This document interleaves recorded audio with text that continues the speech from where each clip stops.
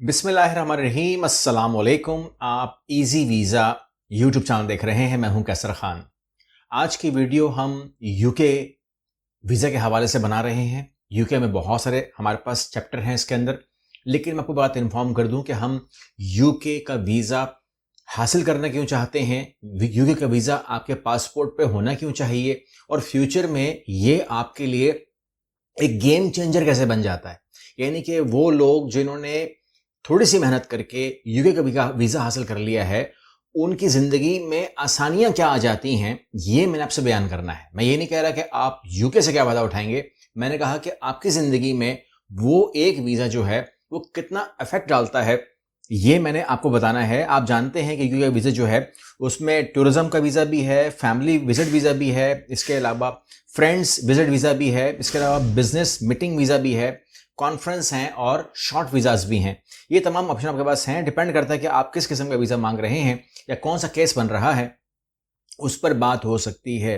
तो सबसे पहले जो आपने स्टेप्स फॉलो करने हैं वो ये करने हैं कि जब भी आप किसी भी वीज़ा के लिए अप्लाई करते हैं तो दिमाग में रखिएगा कि एक होता है वैलिडिटी, यानी कि आपका पासपोर्ट जो है 2029 तक, 2030 तक, यानी कि आने वाले 3-4 साल तक भी वैलिड है। लेकिन बहुत सारे मेरे दोस्त हैं, मेरे भाई हैं जो बहुत ट्रैवल करते हैं, उनके पासपोर्ट जो है वो भर जाते हैं, उसमें कोई गुंजाइश होती नहीं है पेज के अंदर। तमाम के तमाम स्टैंप होते हैं या वीज़ा होते हैं। तो अगर एक पेज भी खाली नहीं है तो आप फिर उस पासपोर्ट को ख़त्म मान लीजिएगा और नया पासपोर्ट बना लीजिएगा। ये बहुत ज़रूरी है, ये चीज़ें बाद में प्रॉब्लम करती हैं। इसके बाद आपने जो काम करने हैं वो ये हैं कि आपने अपने जितने भी वीज़ाज़ हैं उनकी कॉपीज़ कर लेनी है। कलर कॉपी कीजिए, शानदार कॉपी कीजिए और जितने भी आपके वीज़ाज़ हैं वो उसको लगाइए और उसके अलावा जितनी भी एंट्री हैं आपकी वो लगाइए और इसके अलावा आपके जितने भी ओल्ड पासपोर्ट हैं उसको भी साथ अटैच कीजिए। ये वीज़ा जो है ये वीएफएस ग्लोबल से आपका पूरा प्रोसेस होगा। इसके अंदर बायोमेट्रिक आपका लिया जाएगा और आपकी जो बैंक स्टेटमेंट है वो 6 महीने की होगी, आपकी बैंक हिस्ट्री होगी और इसके अलावा जो कहने का मतलब ये है कि बैंक स्टेटमेंट के हवाले से मैं वीडियो सुना चुका हूँ, पहले भी बात कर चुका हूँ।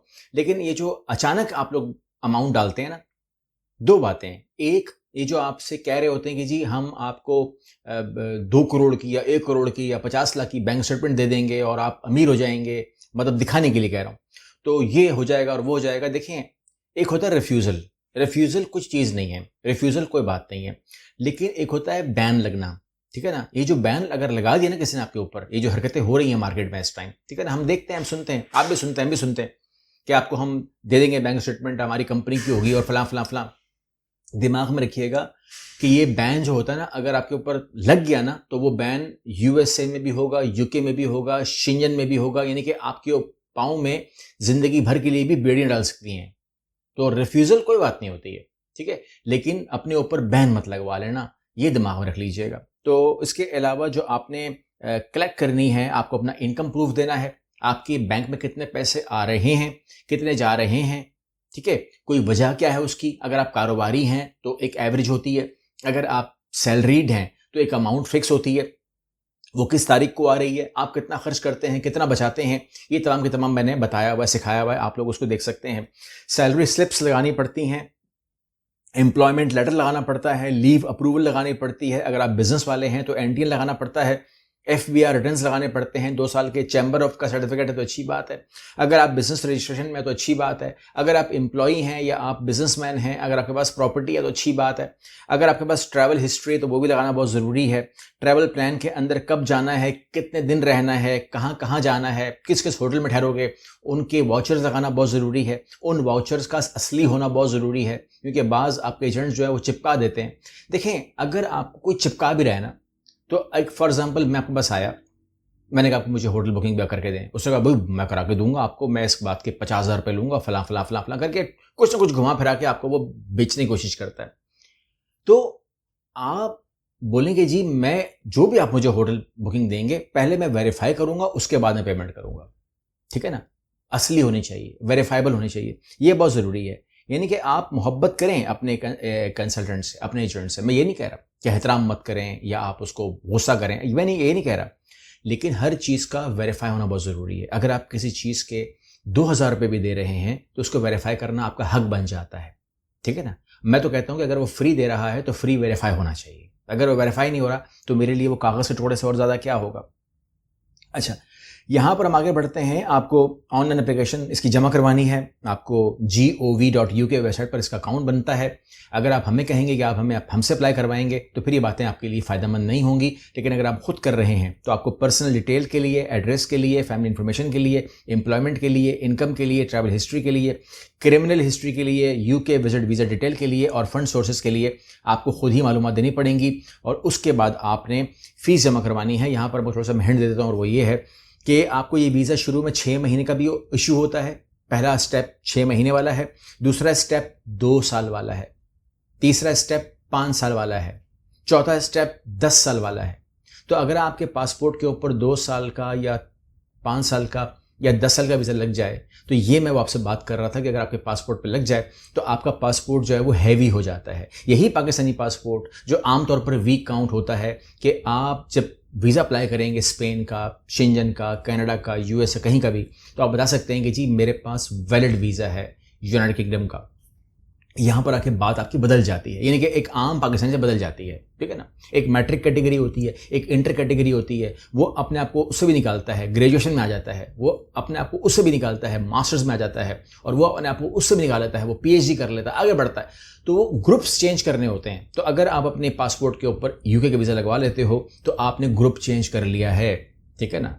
यानी कि वो आपको तमीज़ से ही कहेगा, ये नहीं कहेगा पहले कभी कहीं गए हो, ये सवाल नहीं करेगा, ठीक है ना, या ये तो कहीं गया ही नहीं है, पासपोर्ट इच्छा नहीं है। लेकिन अगर वैलिड वीज़ा यूके का हो तो मैं ये नहीं कह रहा कि यूके में आप ये कर लेंगे तो वो कर लेंगे, लेकिन वो आपको बहुत कुछ दिलवा देगा आपकी लाइफ में। ये दिमाग में रखिएगा। इसकी प्रोसेसिंग आपकी कराची में हो सकती है, लाहौर में हो सकती है, इस्लामाबाद में हो सकती है, ज़्यादा मुश्किल नहीं है। बायोमेट्रिक वाले दिन आपका पासपोर्ट चाहिए, अपॉइंटमेंट लेटर चाहिए, सपोर्टिंग डॉक्यूमेंट्स चाहिए, इसके अलावा फिंगरप्रिंट्स होंगे, डिजिटल फ़ोटोज़ आपकी बनेंगी। ये तमाम बातें आप कर सकते हैं। अगर आपने खुद करना है तो मैंने बता दिया आपको कि आपको ऑनलाइन अपलोड करना पड़ेगा और आपको आप ऑनलाइन सारा का सारा प्रोसेस करना पड़ेगा। और ये डिसीजन से जल्दी आ जाता है, ज़्यादा टाइम लगता नहीं है। इसके अंदर ज़्यादा और कुछ है नहीं कि जो मैं आपको बताऊं, लेकिन आपको मैं ये बता दूं कि डॉक्यूमेंट जो है वो आपने क्लियर करना होता है, और टिकट जो है वो आपने अगर कंफर्म टिकट ले रहे हो तो रिफंडेबल टिकट ले लो, अदरवाइज़ आप रिजर्वेशन कर सकते हैं, कोई मुश्किल नहीं है। डॉक्यूमेंट के अंदर एहतियाती करनी है किसी किस्म का डॉक्यूमेंट अपने कंसल्टेंट से, क्योंकि मैंने यकीन जानिए कि मेरे टेबल पर जब फाइल्स आती हैं तो मैंने देखा है कि इतनी फाइल्स होती हैं जो लोग मुझे दिखाते हैं, और उसमें कहते हैं कि ये सारे के सारे डॉक्यूमेंट मेरे नहीं हैं, इसमें सिर्फ और सिर्फ पासपोर्ट मेरा है। बाकी इसके अंदर जो प्रॉपर्टी लगी हुई है 100 की, इसमें जो बैंक स्टेटमेंट लगी हुई है, इसमें जो कुछ लगा हुआ है ये कंसल्टेंट ने खुद लगवाया है। और वो फाइल जो है वो मैं 100 बार देख चुका हूँ। यानी कि एक ही फाइल है, एक ही डॉक्यूमेंट है, एक ही प्रॉपर्टी है, एक ही कंपनी है जो 100 लोगों को वो एक ही चीज़ बेच रही है और 100 लोग खरीद रहे हैं, क्योंकि साइज़ बहुत अच्छा होता है। तो गुजारिश ये है कि मैंने आपसे कहा कि एक होता है रिजेक्शन, ठीक है ना, उसका तो हल है मेरे पास। लेकिन जो बैन होता है ना, वो अगर लग गया आपके ऊपर तो समझ लीजिए कि उन्होंने मुंह काला कर दिया है, और वो काला मुंह जो है उसी तस्वीर खींच लेते हैं, और वो काले मुंह तस्वीर जो है वो पूरे दुनिया में वो उसका चक्कर लगवाते हैं। इसलिए एहतियात कीजिए, अपने पासपोर्ट को स्ट्रॉन्ग कीजिए।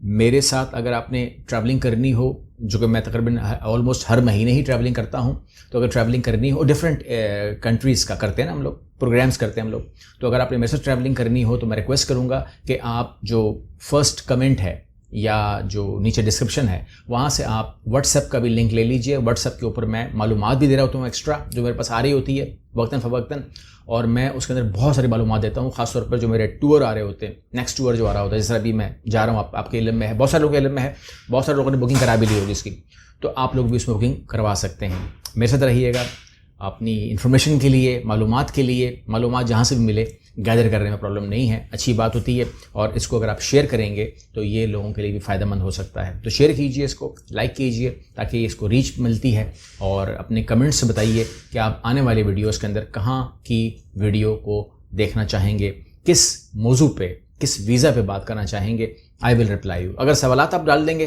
तो मैं आपको रिप्लाई करने के लिए एक अलग वीडियो बना दूंगा इंशाल्लाह। अगली वीडियो में मिलते हैं। अल्लाह हाफ़िज़।